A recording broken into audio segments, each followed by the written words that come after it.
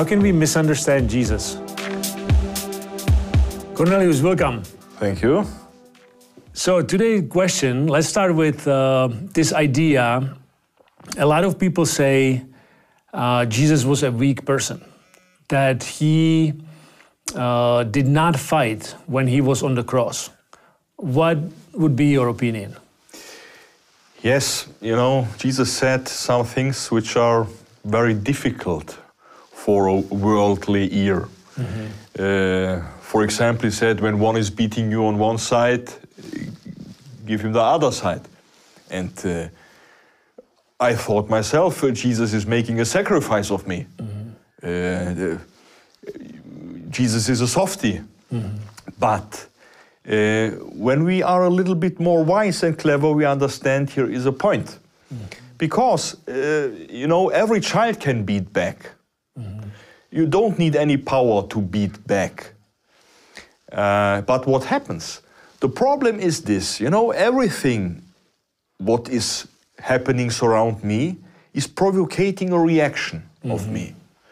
When someone is beating me, I can beat him back and destroy him, okay? But then I come into prison. So I have lost my freedom, that's the point. And Jesus, he came to set us free from these dynamics which can control or manipulate our life. Jesus wants to set me free. We are often only a marionette of circumstances, of other people, the evil of other people. They say something, they do something to provocate us.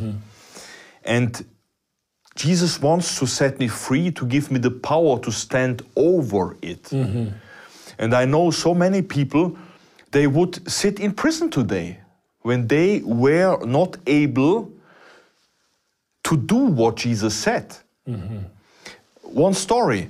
I know one man, he was hunted from two others. They were destroying his head, they were beating him. They were putting benzene on him and tried to kill him.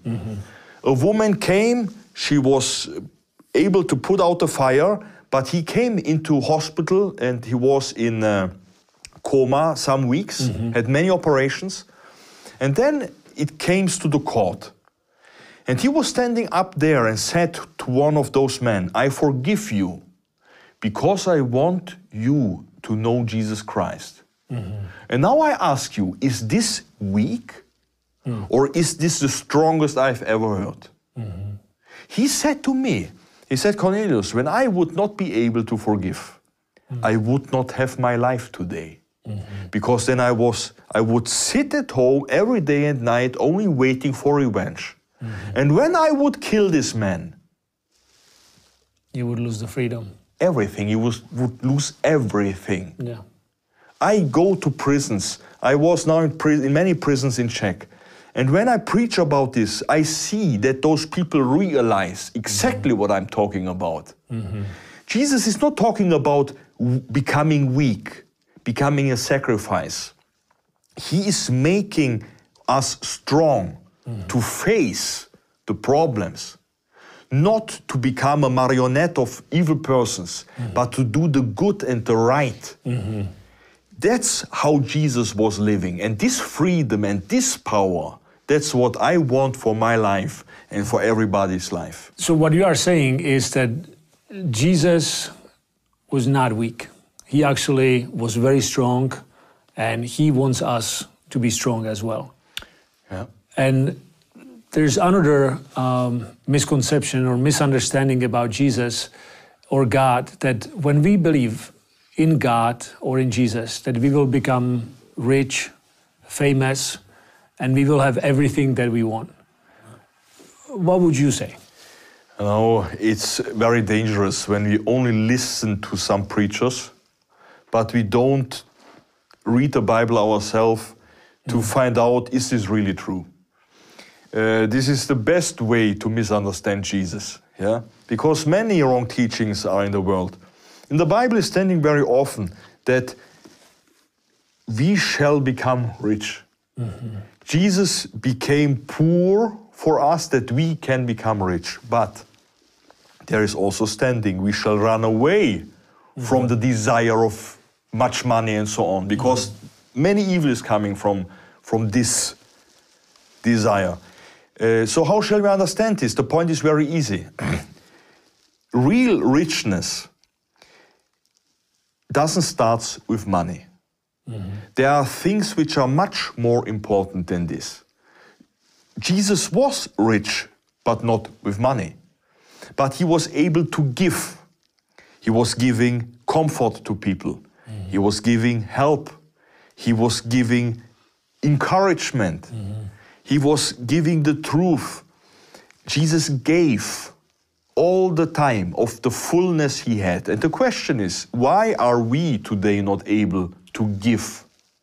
The answer is very easy. We don't have. We are poor. We have no courage. That's why we can encourage others. We are not good. That's why we cannot make other people good. We cannot comfort people because we have the hole inside of us. Jesus wants to make us rich. But it doesn't start with money. He wants to give us this spiritual life, the spiritual fruits, this peace, this joy, this happiness, this love in us. This richness is Jesus talking about. And the other point is very easy.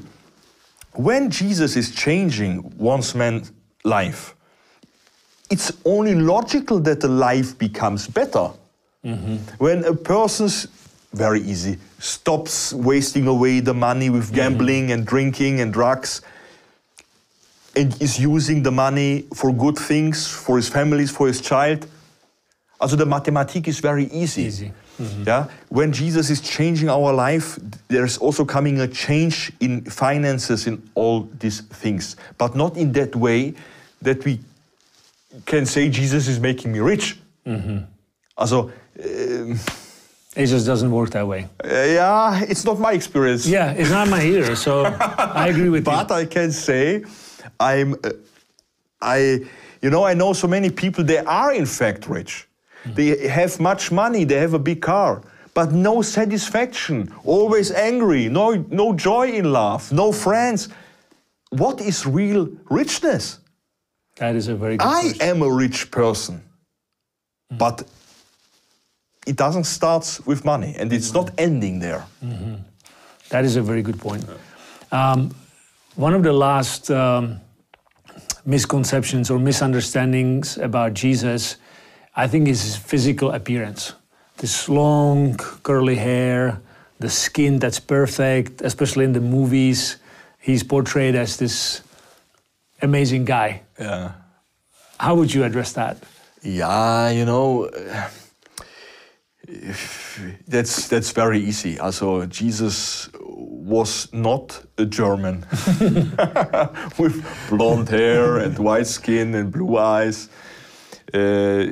He was a Jewish man in his culture, so it is good possible that he had dark hairs, short hairs, but it doesn't matter.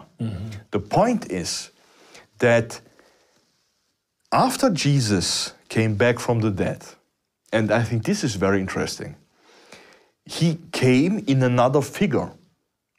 He came as a gardener, he came as a wanderer, he came as a fisherman, and the people were not recognizing in the same moment this is Jesus.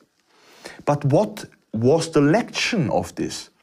Jesus wanted to show those people, it's not important how I look like. Important is the spirit inside, the character, the godliness, the love.